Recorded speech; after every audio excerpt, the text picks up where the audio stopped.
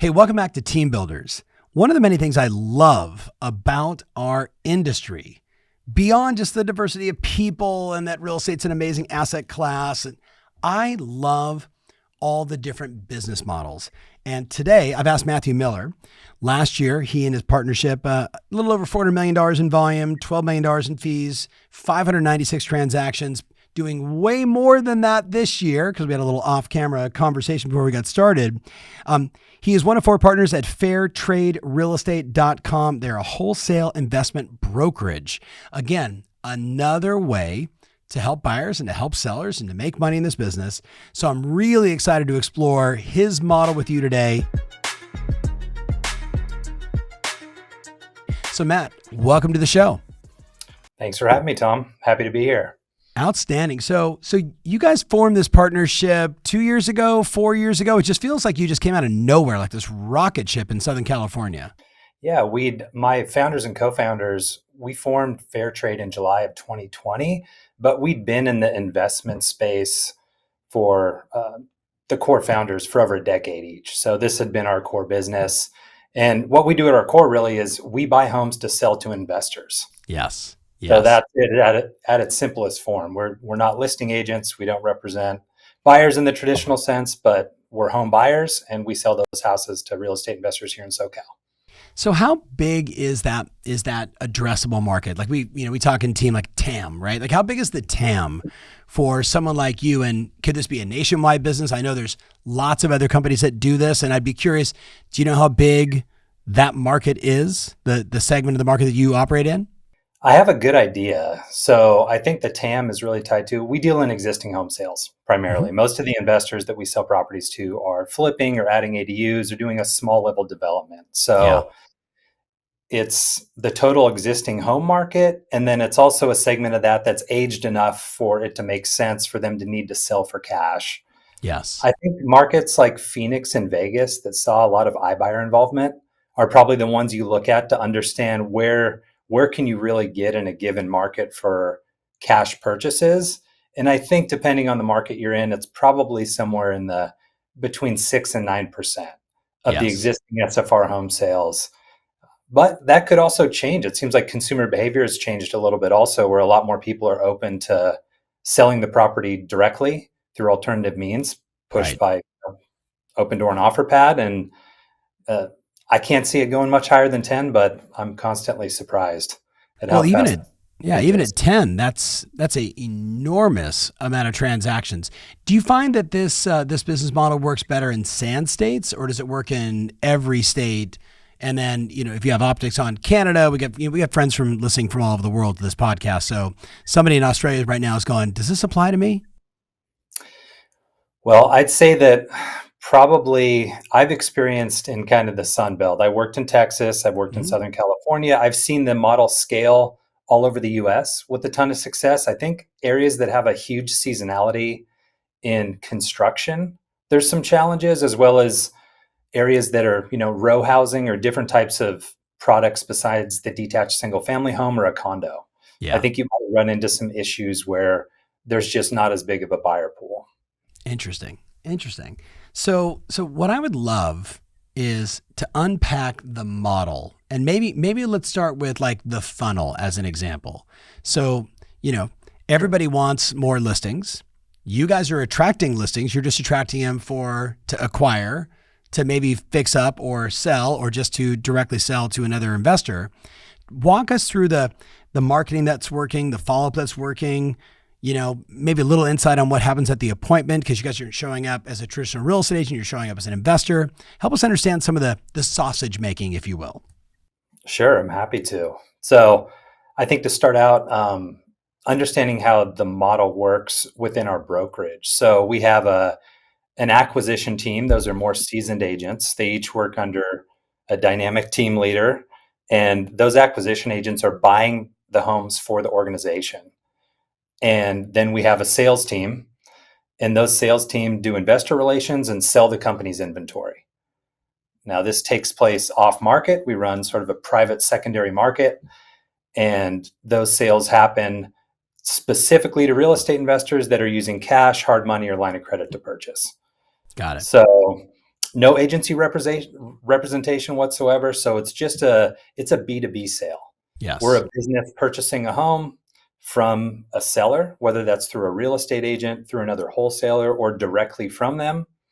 And then we're the actual seller in the back end for the investor repositioning. And we don't hold them long term. We don't do any work to the properties, but we provide them with clear title and sell them to these investors who are doing the renovation, doing the additions, or holding them long term. Got it. Got it. And So understanding that's cool. So you got the acquisition team, they're out buying the houses. How are they getting to the house? How are they getting, like, what's the marketing that works for this, that follow-up strategy that works for this, the offer that, makes sense to the seller?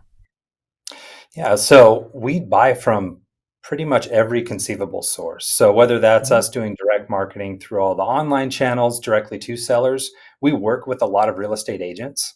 We still buy from the MLS directly through Mhm. listed properties, and a lot of agents and brokers will bring us opportunities where the seller either doesn't want to go to market or they may not even have a listing agreement. But they Yeah. say, "Hey, I know this investor. I've worked with them before. They buy a ton of properties. I can bring you, an offer from them." And whether the seller pays the commission or we agree to pay it, the agent's able to bring a great offer to somebody, and we're able to connect with the motivated home buyer. We see a lot of those sellers right now being properties that were inherited or folks that are downsizing and moving out of state. That's probably the primary source of the inventory that we're seeing come through that's physically distressed. Talk more about that. So you're seeing the addressable market is people that are leaving the state. Is there any lag or any leading indicator that you found other than the actual raise of their hand saying I'm interested, whether it's from an agent or another lead source or an online portal? Have you guys found any other sort of indicators of that? The inherited properties is definitely one too. So those actually tend to be vacant. So a lot of Hmm. probate deals. Um, the relocations tends to be a big one. Most of those folks are retirees, or they don't want to manage a rental portfolio. Maybe they own two or three properties and they just got a tenant out and they don't want to be a landlord in California for whatever reason, or it's just time for their financial plan to reposition to something different. Most of the houses are in a state where they need enough repairs that it's unlikely they'd qualify for conventional. And a lot of times the just transparency of just the cash as is offer is something that brings a lot of value to the seller or through the agent. They want to make it an easy transaction on them too. Right. I mean, have you guys just sort of put on steroids in a localized market, the old we buy ugly houses, yellow signs? I mean, I still see them. I see them in Texas. I see them in California. I pretty much see them in every, once you get off the highway, you kind of see them everywhere. Uh, so that's the Homevestors franchise. I think they have a really Right. incredible franchise Right. to uh, get people into the business early. I think what's different with us specifically is that we're the actual buyer. So we're going to close and take title. Right now, we're purchasing about $32 million in properties a month Mm-hmm. in SoCal. And it just creates a different interaction for the seller or the real estate agent or the wholesaler that brings us the property when we're the people that are going on title. They'll deal with Yeah. one of my acquisition agents and we delegate down. So we give a lot of trust to these folks sitting in the acquisition seat, and they're able to manage the transaction all the way through the successful close. And I think that really that consumer experience is what sort of differentiates us and sets us apart than some of the other organizations where their plan is to either assign the contract or there's multiple handoffs between the time the seller raises their hand and say, "Hey, I'm interested in just an easy route, the easy button to sell the house. Right. What can I do?" And at that point, a fair trade agent's going to be able to actually be involved with them through the entire closing, and it'll be the same person that does the appointment. Got it. So Seller, that's the acquisition team. So correct. what does their follow up look like? I mean, let me restate the question. How often does somebody say, "Hey, we got referred to you. Yep, this is the only way we're going to go. Let's sign the deal." Versus, we need to talk about it. We're not sure. We haven't been out there. We haven't been to California in a while. I live in Boise, Idaho now. It's my parents' house. It was an investment property. Like, give us some sense of, like, is it immediate or is there a lot of follow up? I'd say maybe only 10% is immediate, Yeah. where they're completely aligned on the sale. They know they want to go this route. They've looked at all of their avenues, and then the other folks are shopping all their different options, Yeah. whether that's listing on the open market, going with potentially a different investor, renovating the house themselves. Yeah. having a family member buy it from them or buy them out. So all those complex situations, I think all agents deal with frequently with sellers that are trying to pick which direction to go. For us, the follow up is just as frequent as we can make it without, pushing them too far in one direction. I'd say the most time the lead conversion is probably about 30 days from the Yes. time someone raises their hand and says, "Hey, we're interested in getting an offer from Fair Trade," to when they actually decide, "Hey, I'm okay going into escrow. This does make sense for me. This is real clear and I understand the value add." Got it. Got it. So yeah, I kind of assumed that, but I wanted the listener to hear, don't just expect every one of these people are ready to go right now. Like everything else, it actually leads nicely into my next question, which is it's a competitive environment.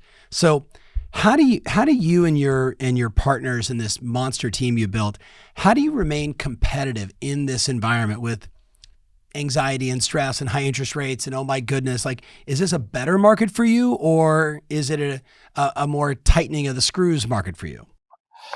I think for us, we have a lot of advantages with being sort of a market maker. We get a lot of direct feedback from the investor appetite based on what's coming back from our sales team. And it allows us to adjust our offers in real time to sellers to be in line with what an acceptable, profitable offer is going to be given the risk, whether that's Yes. interest rates, any type of uncertainty, scope of work, or zoning regulations. We've had a lot of changes in Airbnb laws in SoCal recently. So Yep. investors are constantly pivoting, but we have a lot of insight into what's going on because of the sales team that we have and the marketplace that we have. So for us, I'd say anytime there's market uncertainty and maybe less conventional buyers come into the table, we probably are in a place to grow and thrive and provide more value because sellers still need to sell. We have Yes. that existing segment of 5 million transactions that are going to happen Yes. for all the reasons that we know. And I think that that's where we can really step in. And a lot of the other bigger players have pulled back or really pivoted on their margins or model. So whereas before, an open door offer pad is paying not quite retail, but close enough to it to where we couldn't be competitive with it. Now we're in a really good position to provide a almost apples to apples offer. And we give a net offer to the seller right up front, which is nice. There's no additional fees. There's no big changes in escrow where the seller can go into us and feel really confident that, hey, I can close or I can move forward with this replacement property I've already bought in Boise. Yeah. And, this transaction is going to be smooth. I'll trade some of that, certainty and simplicity for some of the equity that I might have got listing and selling on the open market. So it sounds like it's a mostly convenience offer, right? The people that are saying yes. Is that an accurate statement? You're looking for that. Again, you mentioned probate, inherited properties, older investment properties, too much of a pain in the butt. I don't want to do it. Just want to get my money out and call it a day.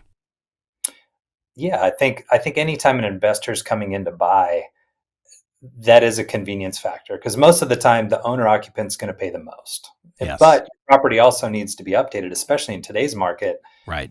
It has to be in great condition and have all the features people want. If they're walking in at a time of this show, 7% interest rate, they're going Right. to expect more. And, even in SoCal with limited inventory, there's still been a pivot in the consumer demand from the owner occupant home buyer where Yes. they have high expectations. And if you don't have that and you don't have the bandwidth to manage a construction crew or pick the right materials, it's going to be really challenging to get the top of the market number. So they decide to, sell to us, whether that's directly or again, we buy a ton of stuff through agents. We're brokers and agents ourselves. Yes. So we like working with other agents. And a lot of times the agents will know that there's some life event that triggered during this listing and they need to sell now and they haven't got any action on the market. So they'll reach out to us and, we'll engage with them and hopefully we can bring forward an offer that they're happy with and leads to a successful closing. I think it's just fascinating how many alternatives someone has today. Do you know what I mean? You guys, Knock, Easy Knock, iBuyer, Agent Direct, put it on the public list, MLS listing. It's fascinating. And yet we're yet to see any one thing take more than, like the FISBO market at its peak was like 8 or 9%, right? And I don't know what that most recent stat is. So if you're watching this or you're listening, please leave it in the comments because I don't know. But I'm guessing it's pretty significantly small. Now, It may come back in this new environment. Who knows? Because maybe people are penny pinching a little bit more and trying to be mindful of their margins. But then I see you guys and Easy Knock and all these other companies. And I think there's just always going to be a play for convenience, right? Always going to be a marketing strategy built on convenience. Okay, let's go a different direction. As the Sure. market continues to pivot, how are you and your partners adjusting? I mean, it sounds like marketing might adjust, margins certainly for acquisition is going to adjust. What other adjustments are you guys paying attention to? Those are probably the two biggest outside of just leadership development. Mm-hmm. We've sort of realized over the course of this last year that us investing in our co-founders, Yep. team leads, Yep. senior Yep. leadership is probably the biggest investment we can make. Our agents are our number one customer as far Yes. as trade goes. We still Yes. serve sellers and investors, but the agents are our number one customer. And when we did our review of 2021, the biggest impact from the team lead said was the coaching that they got. We do coaching with Coach Andy Nazaroff. Yep. That coaching impact he had over last year was the most mentioned major impact move that we made as an organization. That's So I big. think knowing that we're going to continue to coach and mentor and grow our leadership team and know that that's going to mean them coaching their agents better, I think that's going to have a big impact, even as we're pivoting through what's going to be a challenging market the next year plus. Right. It's so interesting. We do a every other Friday session with our teams, and there's lots of training and things always happening inside the organization. But I'm personally getting involved. I'm going to do a goal setting workshop. We're going to do let's talk about your money, and I think you and I are aligned. Like anytime we just pour ourselves back into help the people around us get better, right? That's a winning strategy in every market. So let's talk specifically. What are you doing with your management team? Like, give us an example of something that you've done with the management team. Obviously, you said Andy's been a major impact player, so a legendary coach in our community. What have you found specifically with the management team or your sales team or your admin team that has just given them the lift or created more certainty, helped them improve professionally? So I think the weekly coaching calls have been big. We do quarterly books. Um, just getting together and masterminding on some of the big challenges where we're able to Yes. pivot our weekly trainings. We do trainings every Wednesday with the agents, and it Yep. tends to be very aligned with the deficiencies.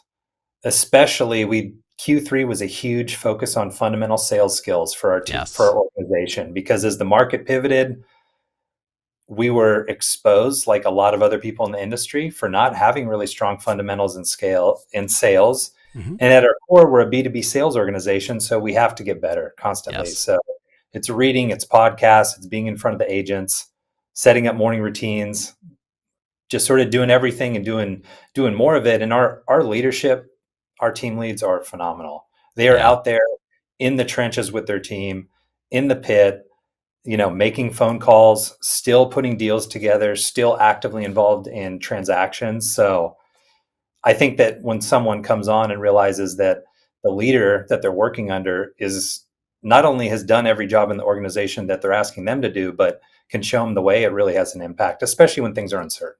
I agree. 100%. So Matt, rapid fire some questions. What does success look like for you guys as an executive team? What does success look like? Success to us looks like our biggest goal in the next 3 years is to be the largest private home buyer in California. I like that. So that means a ton of leadership development with our current agents into team lead positions and market expansion. Not just SoCal, which we're operating in completely, but up to Northern California, into the higher Outstanding. density metros up there. And then long term, we have ambitions to be the largest home buyer in the nation. And there's a lot of competition up there, There but is. we are not scared of it. So that's the long term vision. So knowing some of those players, and many of them are these monster funds that only buy on yield, and hey, we're going to hold this for 5 years, 7 years, 10 years, or infinite, do a REIT, etc. Where are you guys raising capital from? Where's the money come from? It's just the four of you in your savings accounts? Yeah, we were privately funded at the start, and we have a line of credit. And yeah, we went all in with our own money. And I think maybe that's why the business succeeded, because you burn the boats and you go all in on something, you're going to make sure it works. 100%. And I think once we keep scaling and growing, we have to be adaptable in the C-suite, in the leadership roles to different opportunities, whether that is, outside funds coming in to help acquire properties. Maybe there's a hold strategy. I'm not quite sure, but I can tell you that if you're controlling the inventory in any market, you're in a very good position to have flexibility to be able to grow and achieve all the things you're looking to do. You're speaking my love language right now. If you're taking all the listings and you're controlling the inventory, right? You've got options. You've got options. Okay. How do you and your your three partners, excuse me, the four of you, how do you make it work? We are about as different as any three partners could possibly be, Tom. But I think that's a lot of our strength Mm-hmm. in how different we are personally and on the disc assessment. We also get balanced out by a bunch of our co-founders and team leads. We've got a lot of young, really talented agents that are very opinionated. They're in the field doing the work, and that also puts us in check and gives us a real pulse on what's going on in the market with our customers, right? With our agents, both Yes. agents buying for us and selling from us. So I think just with the partnership, knowing that it's a ride and you go into it similar to a marriage, right? It's a commitment, Yeah. and you're going to get through every good time and hard time together and, grow from it. And that's How, been one of the most rewarding things, I think, is yeah. honestly growing with my partners and co-founders and growing up all these team leads just over this short couple years, and seeing them all develop. I mean, that's probably one of the things that's more rewarding than any other metric that we would achieve, is like how many leaders are going to be able to grow at Right. Fairtrade in the next 10 years. Right. It really, I mean, when you look at your success and, we've got to hang out together more and more in these like small, intimate masterminds with each other, like mega rock star team leaders. Um, I'm always inspired by when I see that, the three of you guys together working, and then you divide and, okay, I'm going to go learn over here. You go learn over there. And then you guys come back, and the communication just seems like it's just really tight. How did you get to that? Because, I mean, we see other teams, husband and wives, business partners, two husband and wife teams together. Someone's always pissing somebody off. Somebody's always the contrarian that goes, everyone's going, we're going left. And they're like, no, we got to go right. You guys have seemed to figure it out, especially with your growth of the last 2 years. Well, we've known each other for a really long time. So, we've been friends, all been friends for well over a decade, and working together for that same amount of time too before starting Fairtrade. And one of my co-founders, who's my mentor in real estate, Deke Bake, we've known each other since high school. Right. Right. So some of those past, being able to work with some of your best friends, Mm-hmm. and I feel the same way about the team leads. These are people I love being around. Yeah. It makes all the challenges, uh, you know, sort of small in the long term, because you're just solving problems with people you really like. Yeah. Yeah. There it is right there. There it is. All right. So I'm going to ask one last question, but it's a big question. So Okay. someone's listening right now and they're like, okay, wait a minute. These guys started this in 2020. They built this monster machine. They're going to sell how many homes will you guys buy and sell this year? What are you pacing for? We're probably pacing for around 650. Okay. We're shooting 650. 650 purchases and 650 sales. Yeah. So call it 1,300 transactions, which based upon the numbers, that sounds like somewhere around $20 million in fees, right? That's a big business in a short period of time. So you definitely have someone's attention right now. So you ready, Matt? Here's the question. Somebody wants to do what you built. What are their first 5 moves? The first 5 moves, I'd say first is you cannot do it alone. And if you Mm-hmm. want to build it, so you've got to get the right partners. I think you have to go in early and plan on not being in production. That's something that I just got out of production out of 10 years in the business, forced out of production by my two partners, Sod and Deke. And it was the best thing that ever happened. It was Yeah. January of this year. So find the right partnerships, plan on not being in production. Um, get the right value add for your core customer. And I think that core customer is almost always going to be the people that are working for you. And then figuring out the value add for the other people that you're serving, whether that's sellers and investors or relationships you're building with other agents or third-party vendors like Homelight. Mm-hmm. And then be prepared to put in the hours and execute and work really, really hard. Yeah. So Is those are there probably that five. that was pretty good in 5. That was pretty good. Starting with build the right partnership and don't put yourself in the sales seat in the very beginning, which is going to be really hard for someone listening. They're like, but I'm really good with clients. And Tom, I have a quick story about that I want to tell me. share. So this shined a spotlight on the reason I should get out of production. My last transaction, I'd already committed to getting out. Yeah. Again, Sod and Deke dragging me out of the production seat, saying, we need you in the leadership role. And I was working on my last escrow.